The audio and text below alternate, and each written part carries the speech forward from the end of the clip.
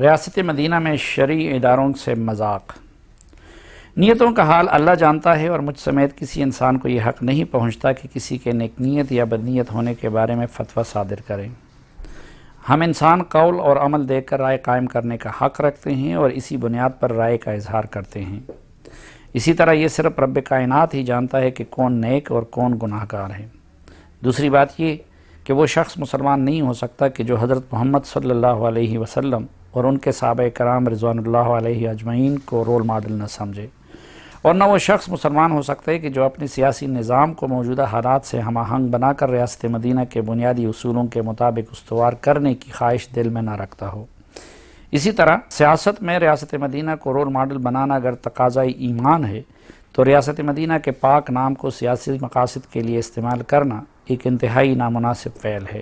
عمران خان نے پہلے اقتدار میں آنے کے لیے ریاست مدینہ کے نام کو استعمال کیا اور اب بطور حکمران بار بار اس مقدس نام کا تسلسل کے ساتھ سہارا لے رہے ہیں، لیکن شاید انہیں کسی نے سمجھایا نہیں کہ ریاست مدینہ کے قیام کے لیے نبی کریم صلی اللہ علیہ وسلم نے پہلے صحابہ کرام رضوان اللہ علیہ اجمعین جیسے عظیم انسانوں کی ٹیم تیار کی، اور ان عظیم انسانوں کے مجموعے سے جو نظام تشکیل پایا وہ رہتی دنیا تک ایک مثالی ریاست کی حیثیت رکھتا ہے۔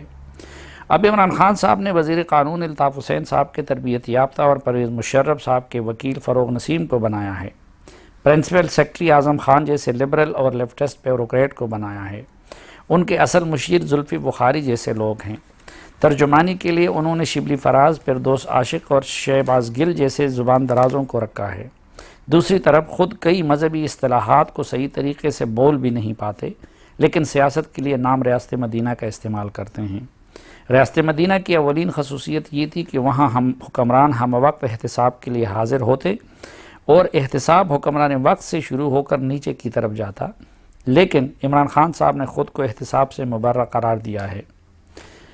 اصل ریاست مدینہ میں حکمران کی اولاد کو بھی عام آدمی جیسی سزا ملتی ہے، لیکن عمران خان کی ریاست مدینہ میں نواز شریف کے آف شور اکاؤنٹس حرام، جبکہ لیاقت ترقی اور پارٹی کے دیگر لوگوں کے پاناما میں موجود آف شور اکاؤنٹس حلال ہیں۔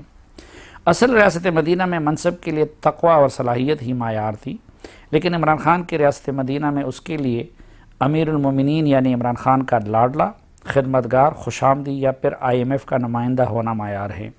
اسی طرح ریاست مدینہ کے حکمران جمعہ کی نماز کی امامت خود کرتے تھے، وہاں پر ہی اپنی پالیسی بیان کرتے اور خود کو احتساب کے لیے پیش کرتے، لیکن عمران خان صاحب جب سے امیر المومنین بنے ہیں کسی جنازے میں شرکت کی اور نہ کبھی پبلک جگہ پر نماز پڑھی۔ عوام کا فون سننے کا ڈرامہ کرتے ہیں تو کالے سوشل میڈیا ٹیم کرتی ہیں اور ایڈیٹنگ کے لیے PTV کے درجنوں اہلکاروں کا سہارا لیتے ہیں۔ اصل ریاست مدینہ کے حکمران اپنی ذمہ داری کے بوجھ کی وجہ سے دن رات اللہ کے حضور گڑگڑاتے تھے اور فرمایا کرتے تھے کہ اگر دریائے فرات کے کنارے کتا بھی بھوک سے مر گیا تو قیامت کے روز ان سے باز پرس ہوگی، لیکن عمران خان صاحب کی ریاست مدینہ میں روز انسان قتل ہوتے اور بھوکوں مر رہے ہیں۔ بلوچستان کی مسنگ پرسن کی مائیں، بہنیں اور بیٹیاں کئی روز سے ڈی چوک میں دھرنا دے کر ٹھٹھرتی سردی میں زمین پر سو رہی ہیں، لیکن امیر المومنین کو اتنی توفیق نہیں ہو رہی کہ اپنے محل سے نکل کر ان کی اشکشوئی کے خاطر صرف 5 منٹ کے لیے ان کے پاس تشریف لائیں۔ اصل ریاست مدینہ کے حکمران صرف نماز میں صراط مستقیم کی دعا نہیں مانگتے تھے، بلکہ عملاً بھی اس سے سرمو انحراف کا بھی تصور نہیں کر سکتے تھے۔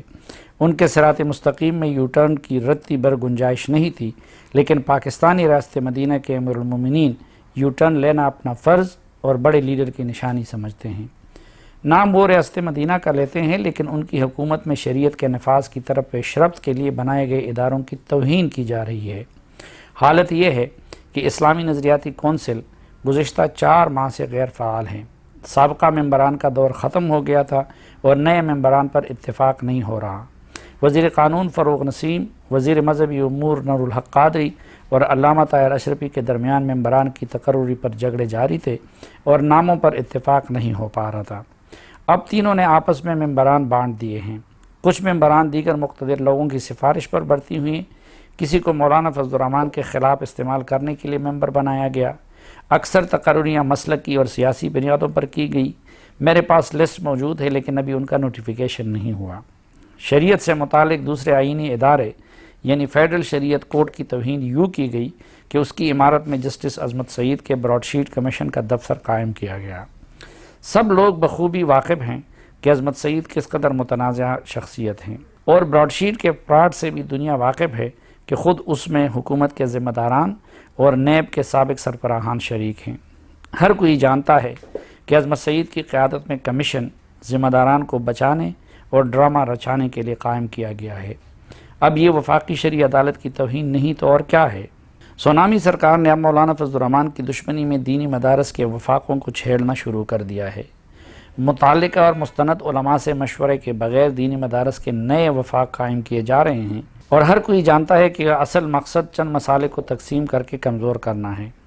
پھر ان کا سربراہ ایسے لوگوں کو مقرر کیا جا رہا ہے جو کسی صورت اس کے مستحق نہیں۔ افسوس، ایک طرف چند سرکاری مولوی اس عمل میں اعلی کار بن رہے ہیں، اور دوسری طرف اس پورے عمل میں پیرزادہ نور الحق صاحب عمران خان صاحب کی خوشنودی کے لیے دینی طبقے کے خلاف استعمال ہو رہے ہیں۔